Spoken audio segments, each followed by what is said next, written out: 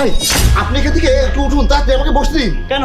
আরে আমাকে একটু বসতে দিন, আমি আপনাকে সব পরে বলবো। একজনকে শিক্ষা দিতে হবে। আপনি উঠুন তো।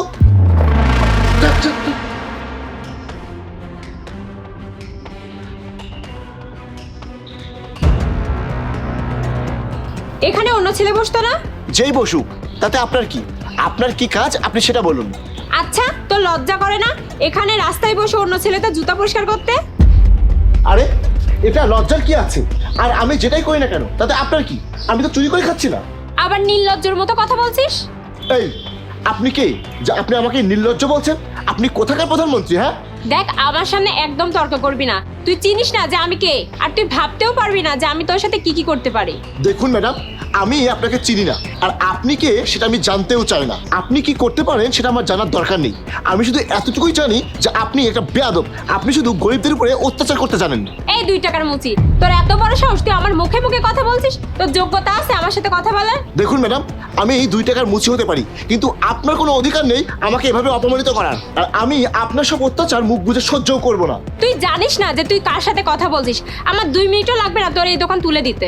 আমার বাবা এই শহরে বড় বিজনেসম্যান, আর তুই কল্পনাও করতে পারবি না যে আমার ক্ষমতা কতটুকু। আমার মনে হচ্ছে আপনার বাবাকে নিয়ে আপনার অনেক অহংকার, তাই না? ঠিক আছে, আমিও দেখতে চাই ওই ব্যক্তিকে, যেই ব্যক্তি আপনার মতো এরকম অসভ্য একটা মেয়ে জন্ম দিয়েছে। দেখ, তুই যদি আর একবারও বাজে কথা বলছিস তাহলে আমি পুলিশের কাছে কমপ্লেন করতে বাধ্য হব। ও আচ্ছা, তাই তো কি বলে কমপ্লেন করবেন? যে রাস্তায় একটা মুচি আপনার সাথে অসভ্যতামি করেছে? এই নিন, এইবার গিয়ে কমপ্লেন করুন যে রাস্তায় একটা মুচি আপনাকে অপমান করেছে, আপনার গায়ে হাত তুলেছে। তুই এখানেই থাক, আমি তোকে দেখে ছাড়বো। আমি এক্ষুনি থানায় গিয়ে তোর নামে মামলা করব। দাঁড়ান, থানায় গিয়ে কি বলবেন? যে আপনাকে একটা রাস্তার মুচি অপমান করেছে, আপনাকে থাপ্পড়ও মেরেছে, আর আপনি কিছুই করতে পারেননি? আপনি এত বড় একটা স্ট্যান্ডার্ড ফ্যামিলির মেয়ে। আরে আমার তো মনে হচ্ছে আপনার কোনো স্ট্যান্ডার্ডই নেই। আপনি একটা লো ক্লাসের মেয়ে। মানে এটাই যে আপনি কিছুক্ষণ আগে এখানে যে মুচিটা বসে তার সাথে যা যা করেছিলেন। আমার জুতাটা পরিষ্কার করে দে তো। হ্যাঁ ম্যাডাম, 1 মিনিট দাঁড়ান।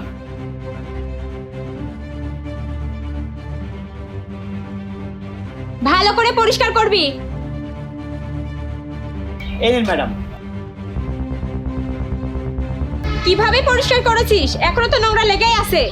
ম্যাডাম, আপনার যদি মনে হয় যে জুতা এখনো পরিষ্কার হয়নি, তাহলে আপনি আমার কাছ থেকে জুতা নিতে পারেন। এখানে সেকেন্ড হ্যান্ড জুতা অনেকগুলো আছে। আমার জুতা খুলে তোর মুখে মারবো। তোর কি আমাকে দেখে মনে হয় যে আমি সেকেন্ড হ্যান্ড জিনিস ব্যবহার করি? চুপচাপ আমার জুতা পরিষ্কার কর। দেখুন ম্যাম, জুতা পরিষ্কার করা হয়ে গেছে। আমি তো শুধু আপনাকে বললাম। আমার সামনে একদম মুখ চালাবি না, আর আমার সামনে কথা বলা তোর একদমই যোগ্যতা নেই। আমি যেটা বলছি তুই সেটা কর। ম্যাডাম, আমি তো আপনার ভালোর জন্যই বলতেছিলাম, আপনার ইচ্ছে। দেখ, আমার সামনে তুই একদম ফালতু বকবক করবি না। 2 মিনিটের মধ্যে তোর দোকান এখান থেকে ছুঁড়ে ফেলে দিতে পারি। আচ্ছা ম্যাডাম, দিন, আমি আবারও ঠিক করে পরিষ্কার করে দিচ্ছি। আচ্ছা ঠিক আছে, আমি যাচ্ছি। ম্যাডাম, যাচ্ছি মানে? আমার টাকাটা দিয়ে যান। তুই আমাকে চিনিস না, আর আমি কিসের টাকা দেবো? ঠিক করে তো পরিষ্কারও করিসনি। দিন ম্যাডাম, আমি পরিষ্কার করে দিচ্ছি। তোর সাহস কিভাবে হলো যে আমাকে টাচ করার? ফিজিক্যাল হ্যারাসমেন্টের কেস দিব, সারা জীবন জেলে পচে মরবি, বুঝতে পেরেছিস? ম্যাডাম, আপনি তো বললেন পরিষ্কার হয়নি, এই জন্যই তো। হ্যাঁ, তো তুই আমার বিনা পারমিশনে তুই আমাকে টাচ করবি? তুই জানিস এটা কত বড় ক্রাইম? আর তুই তো আমাকে চিনিস না। আমার বাবা কত বড় বিজনেসম্যান, আর তোর কি হাল করতে পারে তোর ধারণা নাই। ম্যাডাম, আপনি যখন এত বড় বিজনেসম্যানের মেয়ে, তাহলে আপনি আমাকে 10 টাকা দিতে পারবেন না? আচ্ছা, 10 টাকা বাদ দেন, 5 টাকা তো দিয়ে যান। আমি তোকে কোনো টাকা দিতে পারবো না। তুই আমার সাথে অসভ্য আচরণ করেছিস। এখন আমি আমার সব জুতা নিয়ে আসবো আর তোকে দিয়েই পরিষ্কার করাবো, আর তার জন্য তোকে 1 টাকাও দিতে পারবো না। আমার বাবা এই এলাকার কোটিপতি, তোর দোকান সরাতে আমার বাবার 1 মিনিটও লাগবে না। ম্যাডাম, আপনি বারবার বলছেন আপনি অনেক বড় বিজনেসম্যানের মেয়ে, আর আপনি সামান্য জুতা পরিষ্কার করার টাকা দিতে পারবেন না? কত লোক তো আসে, এমনিতেই তো কত লোক 10-20 টাকা দিয়ে যায়, আর আপনি এত বড় বিজনেসম্যানের মেয়ে হয়ে সামান্য 10-20 টাকা দিতে পারছেন না? আচ্ছা, জুতো নিয়ে আসবেন, পরিষ্কার করে দেবো, কিন্তু তার বিনিময়ে আমাকে কিন্তু টাকা দিতে হবে। আচ্ছা, আপনার কি একটু লজ্জা করো না?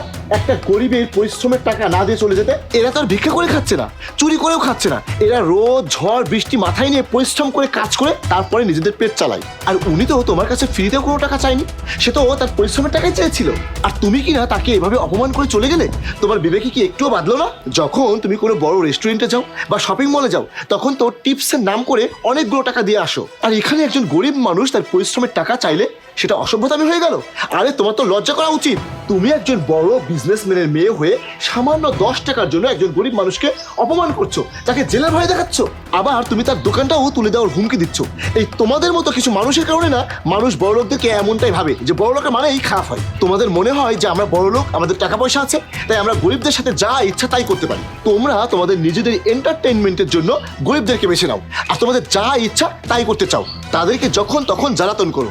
কিন্তু এটা একবারও ভাবো না যে ওই মানুষটা কতটা পরিশ্রম করছে, কত কষ্ট করে নিজের সংসার চালাচ্ছে, আর তোমরা আসো তো শুধু ওইসব মানুষদের সাথে অসভ্যতামি করার জন্য। আবার তোমাদের কাছে তারা তাদের হকের টাকা চাইলে তোমরা তাদেরকে ডিসরেসপেক্ট করো। এখন তুমি একবার ভাবো তো, যখন তুমি ওই মুসিটার সাথে এরকম খারাপ আচরণ করেছো তখন ওই মুসিটার কতটা খারাপ লেগেছে।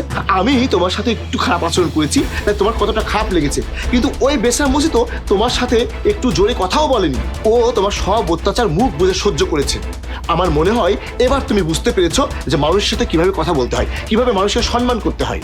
আমি আমার ভুলটা বুঝতে পেরেছি, আমাকে ক্ষমা করে দিবেন। আমি ওনার টাকা ওনাকে ফেরত দিয়ে দিব।